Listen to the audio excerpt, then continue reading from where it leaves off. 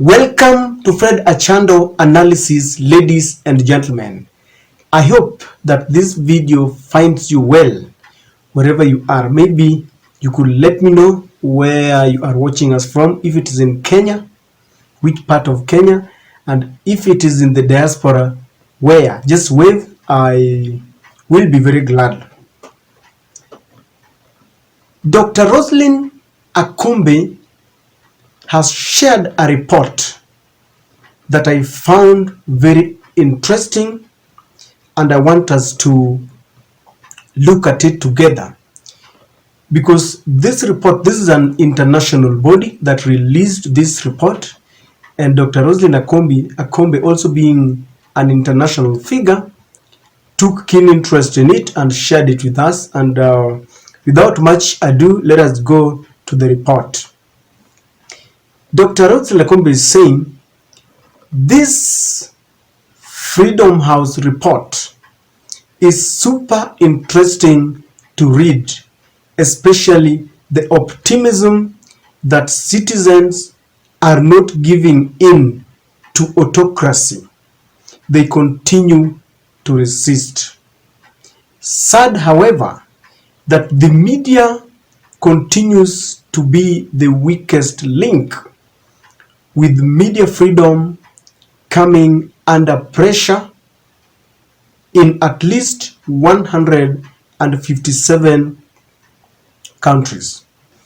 That was her comment. So I got interested just to see what is this Freedom House, because Dr. Roslyn Akombe was saying that it is very interesting to read. So first I went to check what is this Freedom House. What is it? So I realized that this is a pro-democracy organization that is dedicated to the expansion of freedom around the world. It is a non-governmental organization and non-profit making, and it is based in Washington, D.C. That is what is it. So this organization is committed to fighting for the democratic space, and every year they release a report, a global report that is looking at various freedom of speech, freedom of the media, the democratic space. So they release a report, and they are very proud. They are saying that the report that was released in 2023 is marking their 50th anniversary. That is what they have said. So in that report, that was just a summary that Dr. Roslyn Akombe was giving. It is a long report, and I could also invite you to go and read the whole of it. By the way, it is very interesting. It gives insights. So the report says that global freedom is still in decline, but the gap between the score improvements and declines is closing. Protesters challenged authoritarian leaders, proving the desire for freedom is as strong as ever. That was just a bit of the summary. It talks about how the freedom of media is also curtailed. So this report is one that they took. This report covers from the year 2022 to date. So when Dr. Roslyn Akombe shared this, I got interested and I thought, what a time.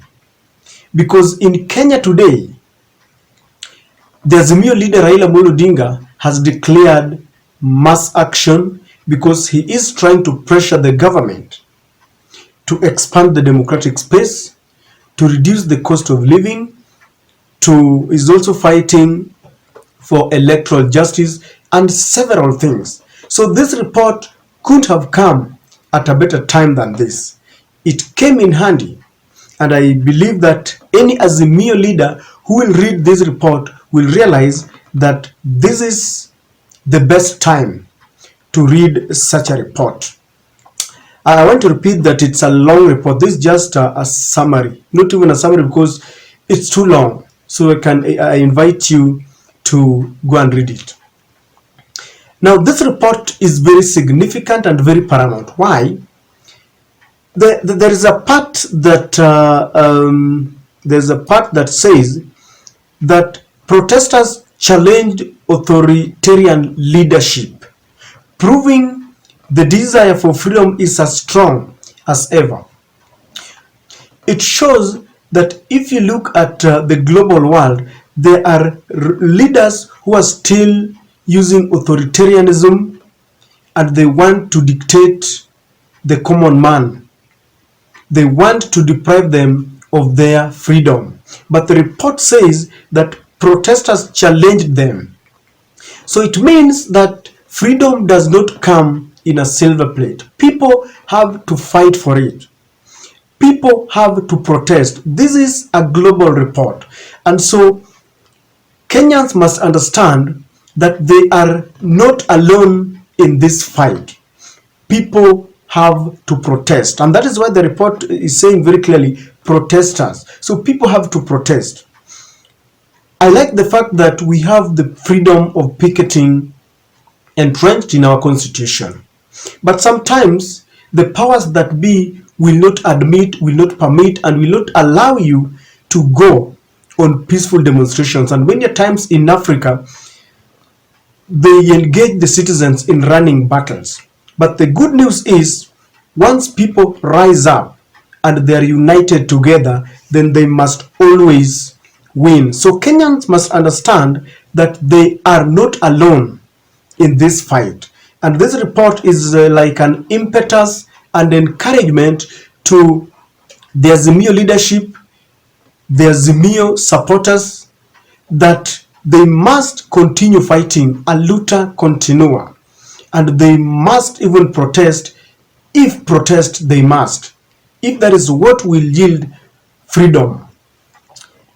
I want to remind Kenyans that even in the fight to eradicate the colonial powers, people had to fight, people had to demonstrate, people had to stand up to be counted.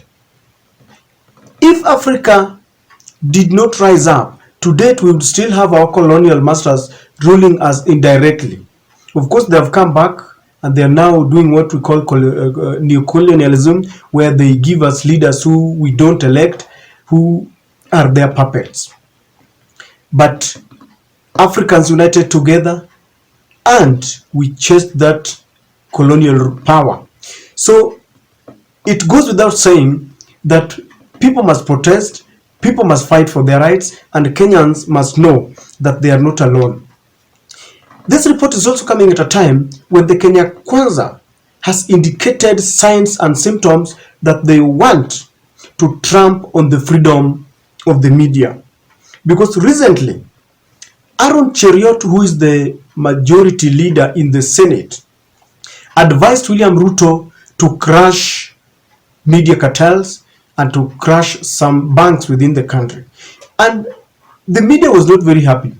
Kenyans too were not very happy, because if you ask me, you can thrash everything but don't touch in the media freedom, because when you do, it means that things will be happening and we will not know. You see, many people do not know that media, for example in Kenya, does not necessarily mean only KTN and Citizen and NTV. It also goes down to the social media, the Instagram and the Facebook, because that is where most Kenyans share ideas. And so when they succeed in shutting down the freedom of the media that you see, like the NTV, they will now come down to the social media. And that is why this report is coming at a time when Kenyans are warning the government not to take us back to the Nyayo era, to the one-party state where things were done haphazardly without even looking at the freedom of speech, freedom of picketing, freedom of space, freedom of worship. And it seems that, going by the trend of the Kenya Kwanza team, they want to take people back to that one-party state. This report will give Raila Amolo Odinga some strength. Raila has tested it all. Like I said earlier, Raila has been detained cumulatively for over 9 years. Raila has been tear-gassed. Raila was at the center of the second liberation. Of course, he was not alone. People like Martha Karua, Koigi Wamwere, James Orengo, there are several of them, the 7 beaded sisters, Anyona. There are people, back then they were very young. The clergy was never left out. We had those who stood against the authoritarianism, and they told off Moi wherever the Moi went off the mark. Unlike the freedom, unlike the media that we have today that dances with the Kenya Kwanza, they have been bought and they are quiet when they are supposed to be talking. And that's why I sometimes say that I like the Catholic Church, because they have always stood firm against the GMO when no one wanted to talk about it. They stood up and said that no, we must include all the stakeholders and we must encourage public participation. The freedom of the media must never be joked around with, because some of our youths do not know that for Kenya to be where it is today, where they can go to the social media and they can talk about William Ruto and Raila Amolo Odinga, and sometimes they exchange bitter words between the Kenya Kwanza team and the Azimio team. They don't know that there are people who fought for that freedom to be maintained where it is. And so sometimes there's something that Raila Amolo Odinga once said, that I may not like what you want to say, but I will defend to the last your right to say it. Because we forget that today, when you allow this government to trash those who are against it, once they are done with it, then they will be looking for you. And so, ladies and gentlemen, I don't know what to think about this report, but I thought it came at a time when people are struggling, at a time when Raila is saying that on 20th, people will be converging in Nairobi, and I don't know whether they will be marching to Statehouse. I don't know whether they will be marching to Arambe House. The police is alert, but even the police know very well that if they have the salary, they've got friends or relatives, brothers or sisters who don't have jobs, who are going hungry. There is an economist who was telling me that the economic strain that even the employed are feeling is too much, because they're saying that when you are working and you've got 4 brothers who are not working or 4 sisters who are not working, because of the brotherhood and the good blood between you, they will be draining you. Because if I don't have a job today and I have to rely on my brothers or sisters or those friends who are working, I'm straining them in one way or the other. And that is why even the police will not be happy when they are charged to beat Kenyans who are only fighting for their rights. And very soon, if we are not careful, this will backfire. This will backfire on William Samoei Ruto. So, ladies and gentlemen, just read that report and you will understand what I mean. But from where I sit, it is going to be an impetus. It is going to give Raila much strength. It is going to give them more muscles to fight for the justice, to fight for the freedoms, to keep on keeping on. And ladies and gentlemen, I don't know what you think, but that is my take on this report.